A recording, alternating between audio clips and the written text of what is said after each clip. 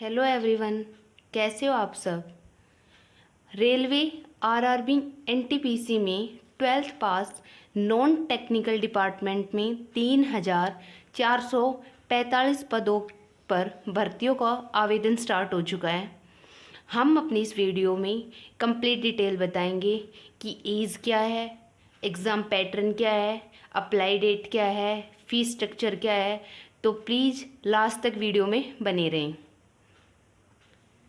RRB NTPC है, उसके 12th पास के लिए रेलवे एनटीपीसी के 3,445 पदों के लिए जो नोटिफिकेशन है वो जारी हो चुका है। आप आवेदन स्टार्ट हो चुका है। जो आरआरबी एनटीपीसी वैकेंसी है उसके अंडर ग्रेजुएट लेवल यानी 12th पास के लिए 2024 की जो भर्तियां हैं उनका आवेदन प्रक्रिया स्टार्ट हो चुकी है। ये उनकी जो गवर्नमेंट वेबसाइट है आरआरबी एनटीपीसी की, आप इस पे फॉर्म अप्लाई कर सकते हैं। और जो आवेदन का लिंक 21 सितंबर से स्टार्ट हो चुका है।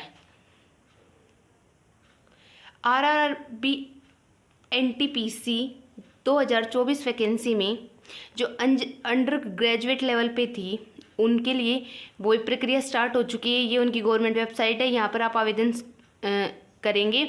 और उनका जो फॉर्म अप्लाई की डेट है वो 21 सितंबर 2024 को स्टार्ट हो चुकी है। 12th पास अप्लीकेबल है इस फॉर्म के लिए। और जो अप्लाई की लास्ट डेट है वो 20 अक्टूबर 2024 रहेगी। इसमें जो अंडर ग्रेजुएट लेवल यानी 12th बेस के लिए वो है भर्तियां हैं। इसमें ये वैकेंसियां हैं कमर्शियल कम टिकट क्लर्क के अंडर 2022 के अंडर ये निकली हुई थी। और ट्रेन क्लर्क की पोस्ट है 72, accountant clerk um cum typist की 361, जूनियर क्लर्क कम टाइपिस्ट की 990 और कुल वैकेंसी है 3,445 की। जो एनटीपीसी की नॉन टेक्निकल डिपार्टमेंट की भर्तियां हैं वो स्टार्ट हो चुकी हैं। ग्रेजुएट के लिए भर्तियां थी जो जिस पे हमने पहले वीडियो बनाई गई है। ये क्या है, अंडर ग्रेजुएट है यानी 12th बेस के ऊपर है। सबसे पहले एज क्या होगी, तो देखो जितने भी वर्ग हैं आयु सीमा में 3 साल की छूट दी जाएगी। मतलब सभी वर्गों को 3 साल की छूट दी जाएगी।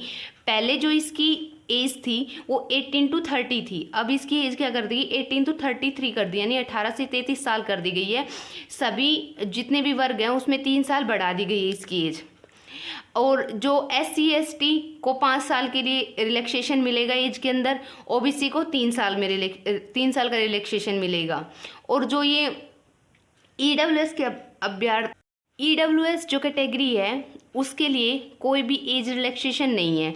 उसके लिए जो आयु सीमा है वो 18 से 33 साल की है। लेकिन जो SC/ST हैं उनके लिए 5 साल और OBC के लिए 3 साल की छूट दी गई है। यानी इन्होंने जो डेट बता रखी है कि 1992 में EWS के लिए तो कोई है ही नहीं, और जो OBC है उनके लिए 1989 है यानी 3 साल की छूट है। और 1987 और जो SC/ST है उनकी 1987 से पहले ना हुआ, यानी इनके लिए जो है वो 5 साल की छूट है। सेकंड देखते हैं पद या योग्यता क्या होनी चाहिए। जो कमर्शियल कम टिकट क्लर्क 2022 पद, देखो योग्यता कम से कम जो 50% मार्क्स होने चाहिए आपके 12th क्लास के अंदर। जो SC/ST या फिर जो डिसेबल पर्सनस हैं उनकी 12th पास होना ज़रूरी है। मतलब कि उनके लिए जो अंक 50% का कोई क्राइटेरिया नहीं है, बस वो पासिंग मार्क्स होने चाहिए। और 50% की जो अंक की वो है वो उनके लिए लागू नहीं है। सिर्फ जो अदर कैटेगरीज हैं SC/ST और डिसेबल के अलावा उनके लिए है कि उनके 12th में कम से कम 50% मार्क्स होने चाहिए। सेकंड पोस्ट है ट्रेन क्लर्क। ट्रेन क्लर्क की 72 पद है जिनकी योग्यता सेम है। मतलब इसमें भी 50% कम से कम 12th में मार्क्स होने चाहिए। SC/ST के लिए कोई भी मतलब 50% का कोई क्राइटेरिया नहीं है मार्क्स के अंदर। उनको अपने सिर्फ पासिंग मार्क्स चाहिए 12th के अंदर। थर्ड है अकाउंटेंट क्लर्क कम टाइपिस्ट। इसकी जो पोस्ट है वो 331 पद हैं। इसमें क्या है, इसमें भी सेम ही है कि 50% 12th में मार्क्स होने चाहिए। और इसमें कंप्यूटर व इंग्लिश में मतलब कि टाइपिंग मांगी गई। इसमें 30 जो टाइपिंग स्पीड है वो 30 दी गई है कि 30 टाइपिंग स्पीड, यानी 30 शब्द प्रति मिनट इंग्लिश टाइपिंग में और 25 मिनट हिंदी। अगर आप हिंदी टाइपिंग है तो आपकी 25, और अगर इंग्लिश टाइपिंग है तो 30 स्पीड मांगी गई है।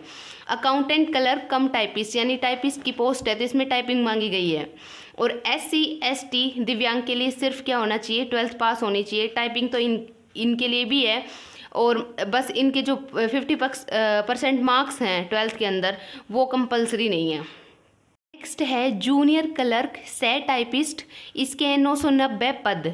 इसमें योग्यता सेम है कि SC और ST और डिसेबल पर्सन को छोड़ के जितने भी आपके वर्ग हैं उनको 50% मार्क्स होने चाहिए 12th में।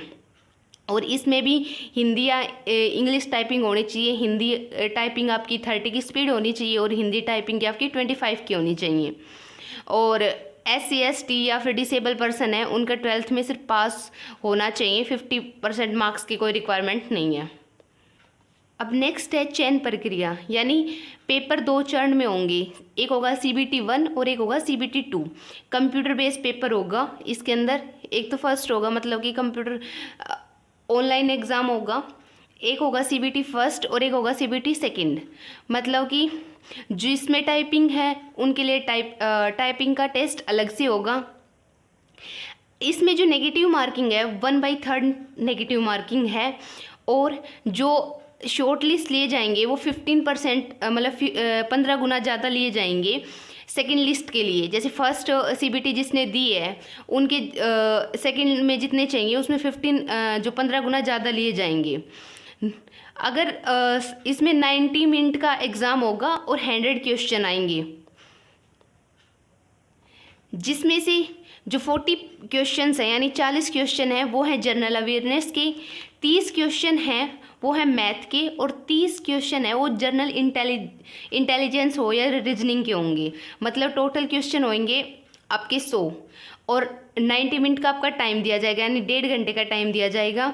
जनरल अवेयरनेस सबसे ज़्यादा आएगी 40 मार्क्स की, 30 मार्क्स का आपका जनरल इंटेलिजेंस और रीजनिंग आएगा, और 30 मार्क्स का आपका आएगा मैथ।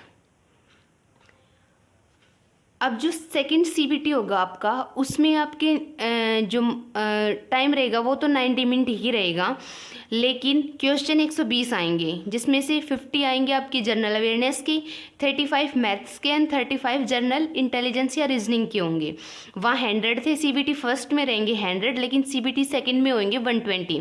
टाइम आपको सेम दिया जाएगा, CBT फर्स्ट में भी 90 मिनट्स दिए जाएंगे यानी 1.5 घंटा दिया जाएगा, और CBT सेकंड में भी 1.5 घंटा ही दिया जाएगा। जो आवेदन की फ़ीस है वो 500 रुपये फ़ीस है, लेकिन जो CBT फर्स्ट में हिस्सा लेगा उसके 400 रुपये बैंक में वापस दिए जाएंगे। तो जो अपने फॉर्म भरें तो SC ST वालों के अकाउंट नंबर ना भरे, मतलब फॉर्म में खुद के अकाउंट नंबर भरे, क्योंकि जो CBT फर्स्ट देख के आएगा उसके 400 रुपये वापस दिए जाएंगे। SC ST और महिला हैं या फिर डिसेबल पर्सन है उनकी 250 रुपये फ़ीस है।